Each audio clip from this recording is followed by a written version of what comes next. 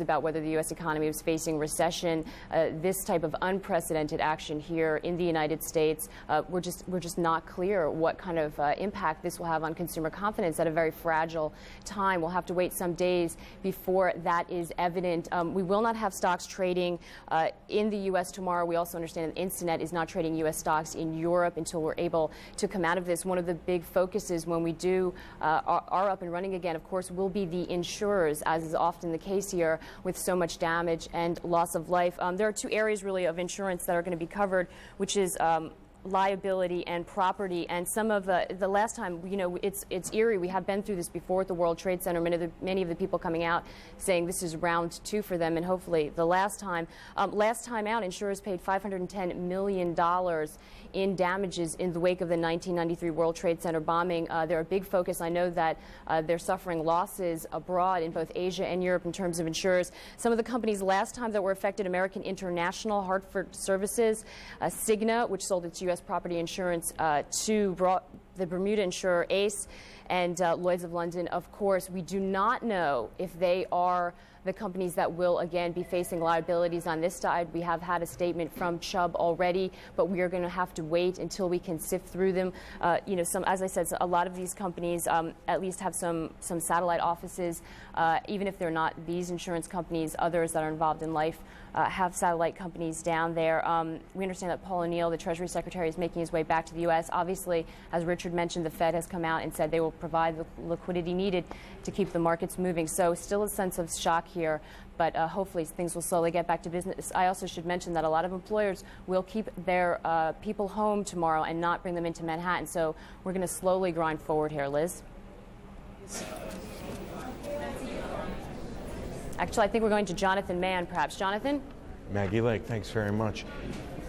There is enormous uncertainty now. The money is one thing, but the center of everyone's concern, of course, the people. It could be weeks before the fate of all those who are in or near the World Trade Center is known. Michael Holmes has more. Move it! Come on!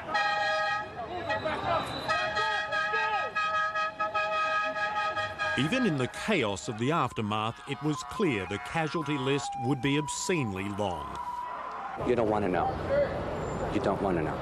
You don't want to know the things that we are stepping over. It was horrific, absolutely horrific.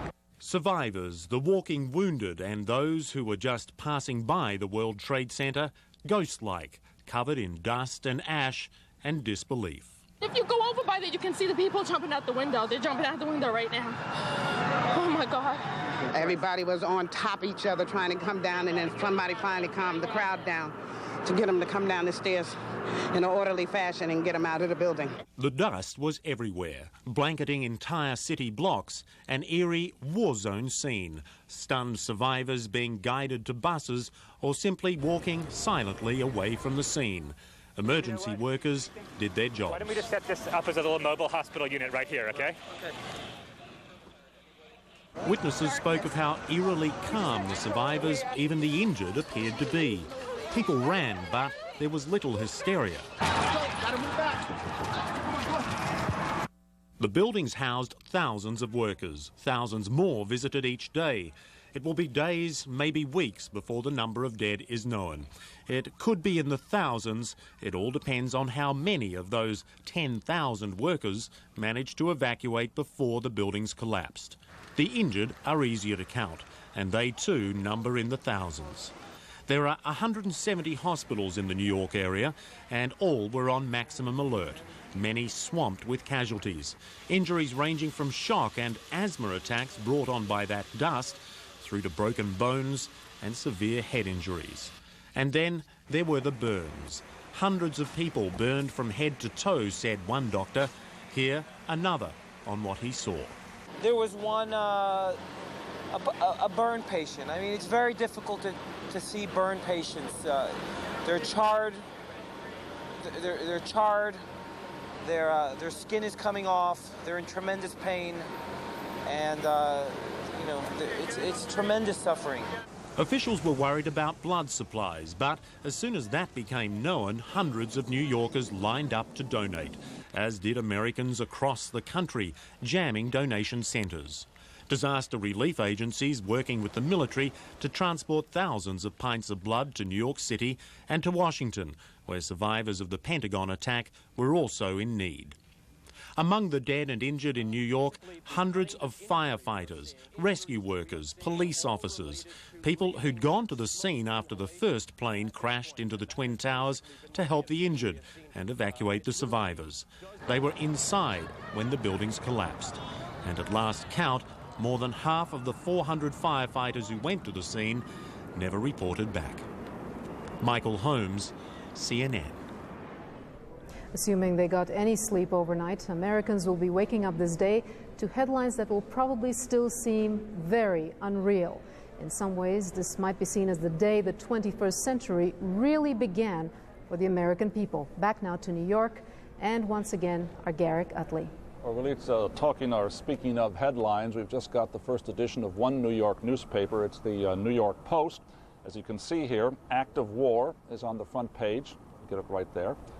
World Trade Center bombed, and there's a picture, a still photo of that one plane heading into one of the World Trade Center towers. We're still waiting for the New York Daily News and the New York Times.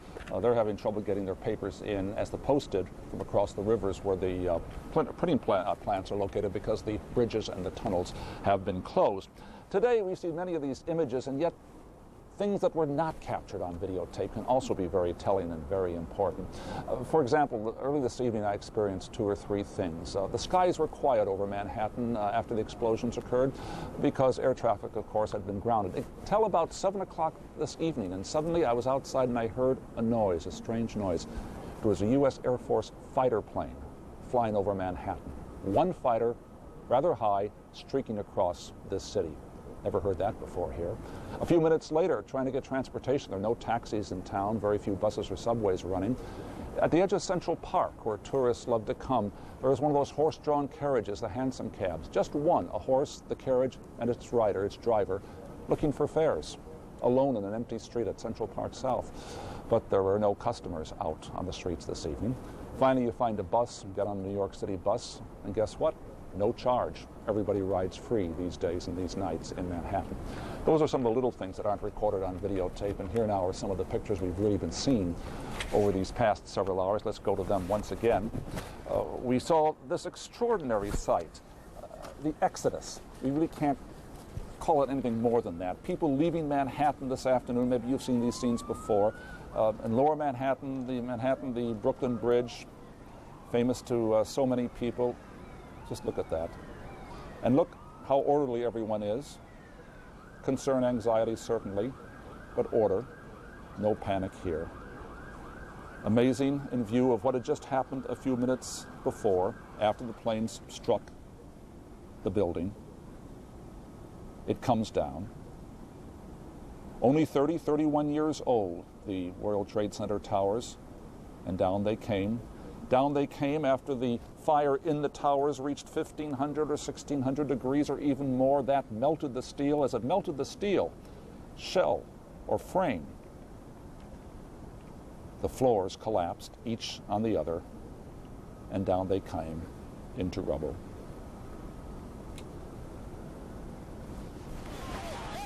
And amid this, the chaos, understandable chaos, confusion, fear,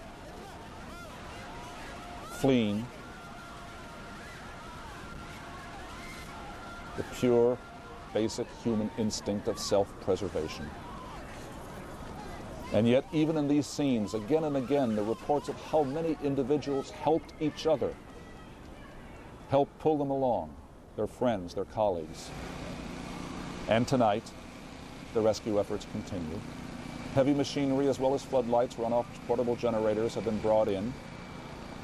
There are up to 10,000 rescue workers in Manhattan, working day and night. Still no estimates as to what the casualties will be in the World Trade Center bombings, but the work continues.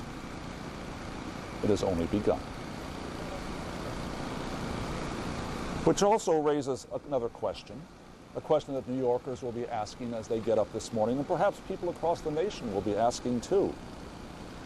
Was this it? Is it now over? As horrendous as it was, Was the taking down of the two towers here, the bombing of the Pentagon, the bombing of the plane that crashed in Pennsylvania, is that the end of this terrorist attack by whomever organized it?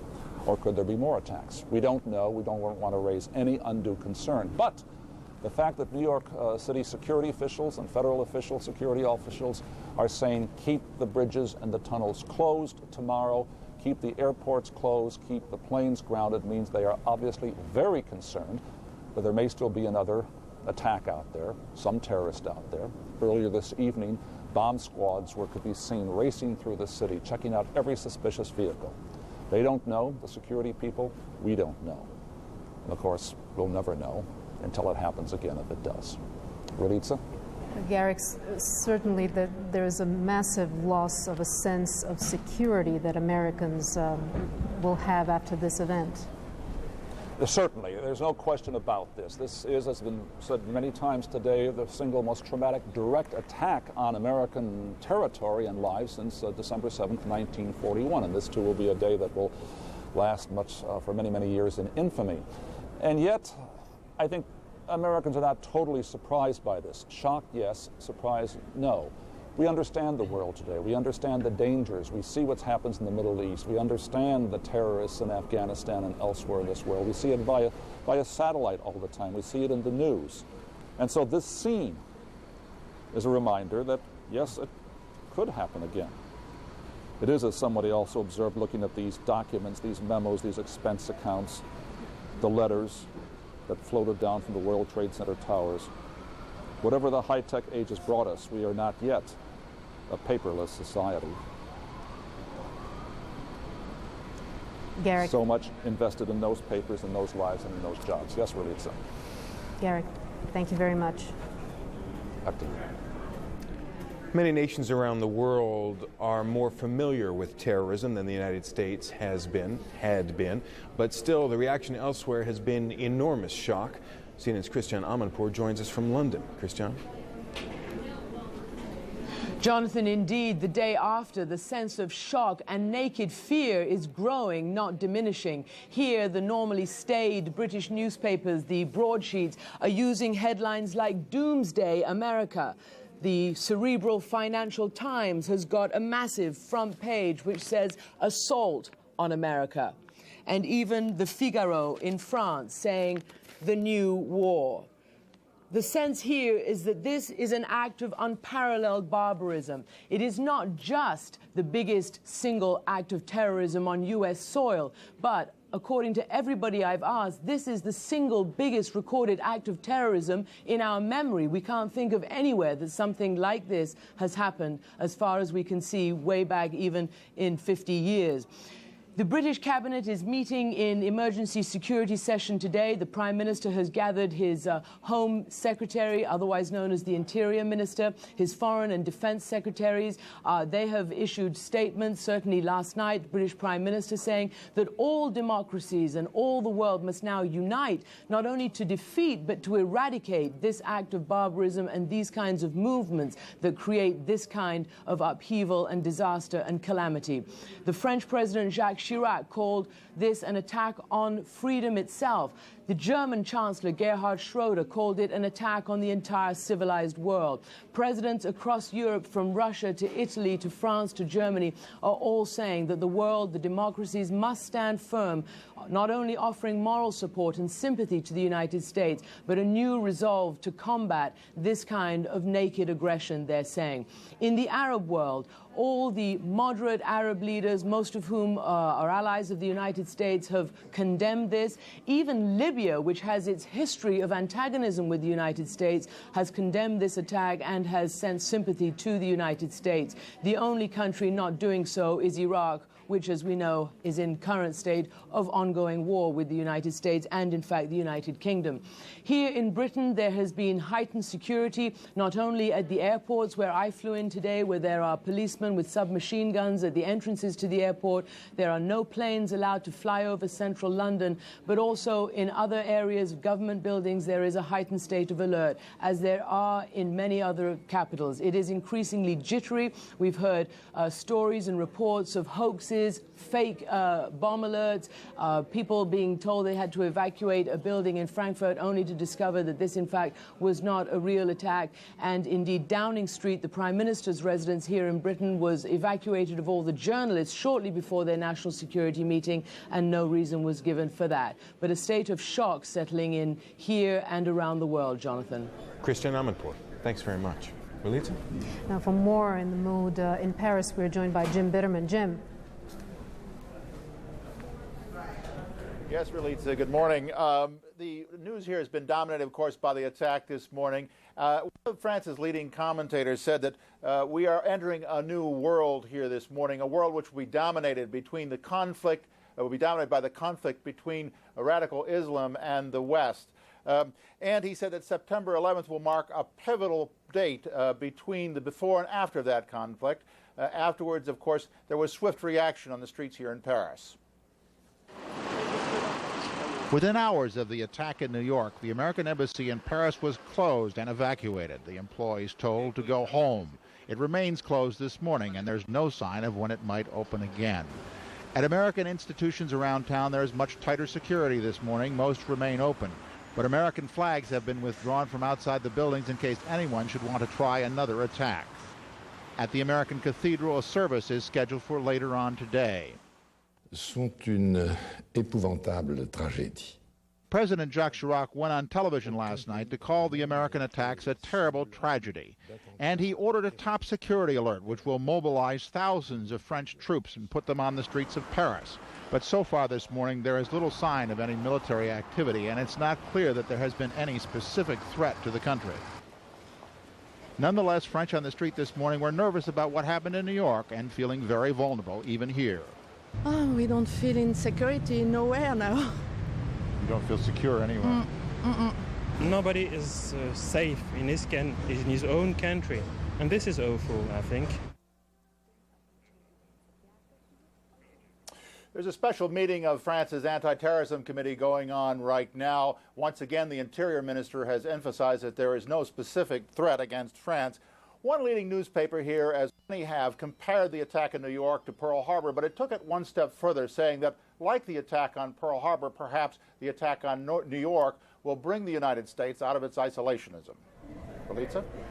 Jim, what kind of offers for help to the U.S. are being contemplated? The French have offered to do anything they can to help in this situation. I think they have sent some special teams to help look for victims in the rubble. But basically, there's not a whole lot they can do from here. They have canceled, by the way, I should have probably mentioned, they've canceled all further Air France flights today to the United States, just as a precautionary measure. So we're seeing that kind of global shutdown of the airlines that we saw yesterday afternoon. It looks like it's going to take place at least through part of the day today. Relita? Jim, thank you. John? Beyond France, the European Union as a whole is trying to make its voice and concern known. Diana Muriel joins us now with the latest from a meeting of EU foreign ministers in Brussels. Diana? That's right, John. In fact, there's a series of emergency meetings taking place here in Brussels. Right now, the European Commission is holding an emergency session. We'll be hearing more from them in a press conference in approximately an hour and a quarter, where Romano Prodi, the head of the European Commission, is likely to make some remarks, as well as Chris Patton, who's the Commissioner for External Relations. As you said, the European Union foreign ministers will also be holding a meeting this afternoon here in Brussels, and we'll be hearing more from them later. And NATO, which has cancelled a meeting in Budapest, the chiefs of NATO returning to Brussels. They'll be holding their own meeting later, and again a press conference. In fact, the Permanent Security Council of NATO is currently in its second meeting of the day in coordination with the US authorities coordinating security measures here in Europe. At the same time, the response here in Brussels is one of absolute shock. In fact, the Belgian authorities have provided a team of 5 medical officers who are specialists in burns from the burns unit of the major hospital here in Brussels. We understand that they will be sent to America in response to American requests for assistance, as well as 5 police officers from the federal police here who are specialists in identifying corpses. The airport in Brussels is at a state of high security. There is a lot of disruption to flights around the region. Of course, there are no flights to the US, to Canada, or indeed to Israel today. but the security measures will continue until further notice. We understand that no flights will be going to the US until approximately midday Washington time, but of course that has to be confirmed. Back to you, John. Diana Muriel, thanks very much. And it has been an unbelievable and tragic 21 hours here in the United States today. Here are now some of the most enduring images that were caught on camera.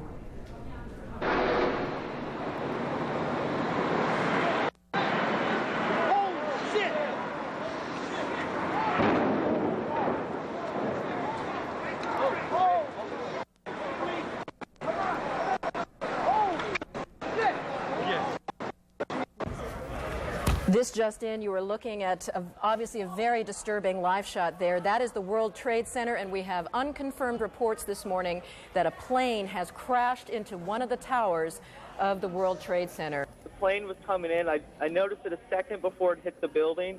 It looked like it was moving slowly, and it lined itself up to hit the building directly. The doorman goes to me, wow, I never seen a plane flying so low.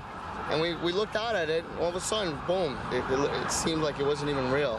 I'd say the whole takes about, looks like 6, 7 floors were taken out. And there's more explosions right now. Hold on, people are running. Listen, hold on just a moment. We got an explosion inside. The building's exploding right now. You got people running up the street. Okay. I don't know what's going on. It just went ba-boom. It was like a bomb went off.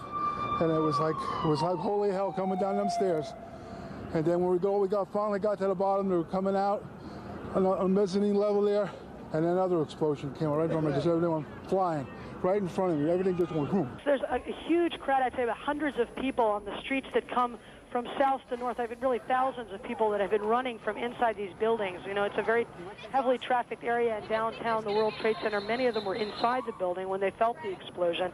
And they say there was just pandemonium. There was no warning, no alarms, no anything. Everyone just raced from their desks. There's people jumping out of windows. I've seen at least 14 people jumping out of windows. It's horrific. I can't believe this is happening.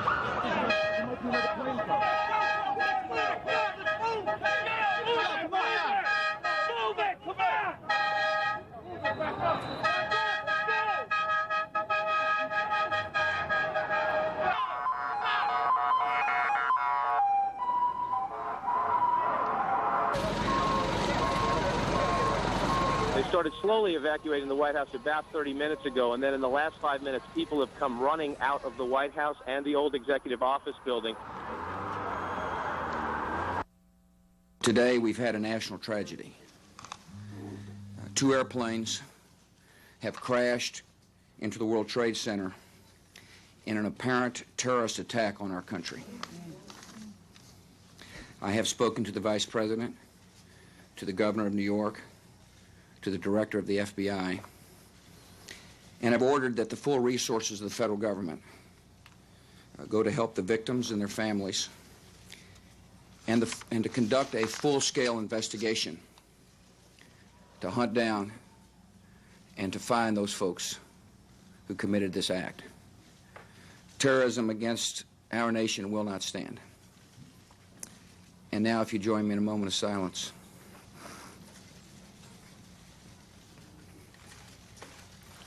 May God bless the victims, their families, and America. Thank you very much.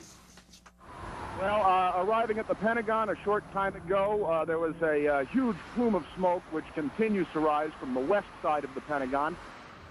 The plume of smoke is enormous. It's a couple of 100 yards across. At its base, it is billowing into the sky. There is a lot of confusion here at the Pentagon. It appears that something hit the Pentagon on the outside of the 5th corridor, on the Army corridor. Several Army officers I talked to reported hearing a big explosion, seeing shards of metal coming past their window. The Pentagon has been evacuated. Emergency services personnel were rushing to reports of several people trapped in the building. Most of the building's 24,000 people are outside of the building or in the center courtyard. The White House is reporting that the Capitol building has been evacuated and the Treasury Department has been evacuated. Washington, D.C., the nation's capital, is exceptionally tense and clearly taking steps as if it is virtually under siege here.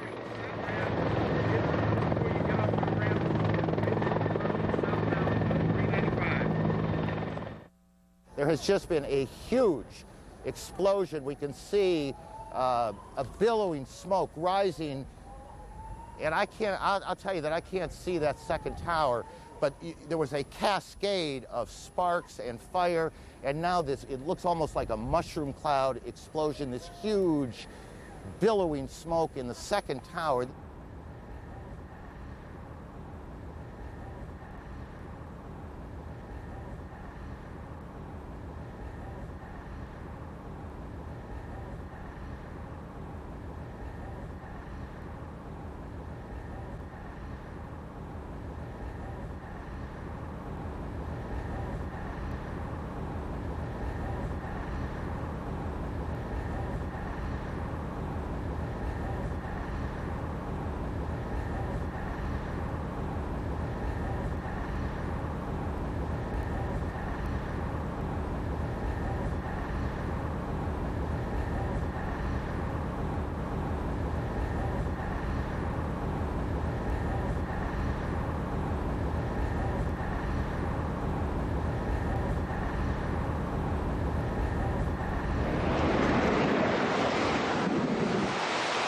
I hope I live. It's coming down on me. Here it comes. I'm getting behind the car. It's incredible. Okay, I'm gonna have to go find people who need help. I don't think I'm one of them. You okay, sir? Okay. Can I just get a toot off your respirator? Yeah. Can I get a toot? I'm just getting a couple of clean breaths. That's good. Okay. Back to you.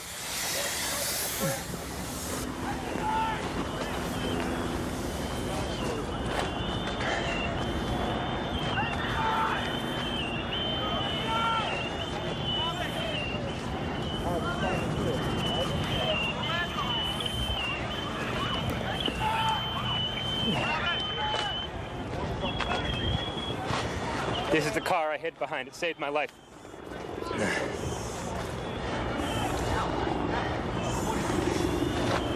Oh, wait, maybe it was this one.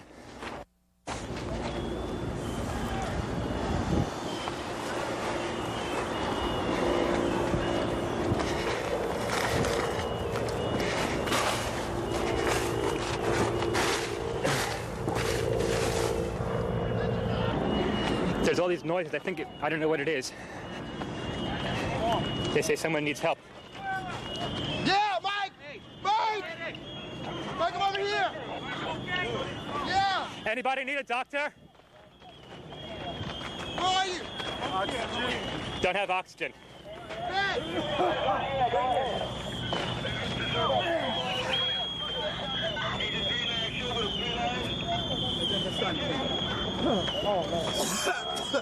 Hello, Doc. Hey, that guy needs some oxygen if someone can share it with him. 10-4. Thanks.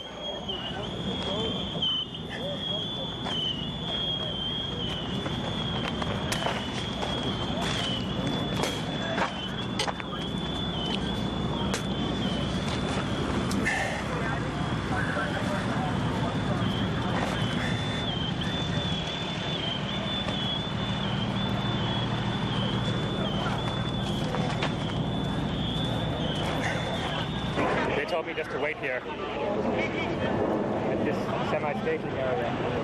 See if I can help, and that's what I'm doing. They won't let me go any closer. No one can go in to get the people out. There's small explosions still going on.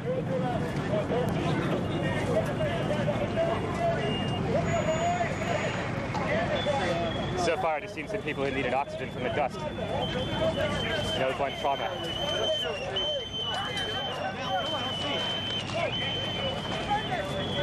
Gonna go wash my eyes out. We just heard another explosion.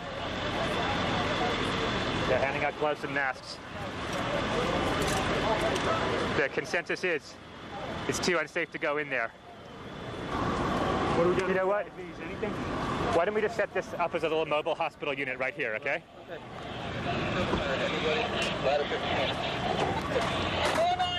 We're notifying again to all units that are available. We're having a new command post on Murray Street and West Street. Any units available, report it when you're all up here.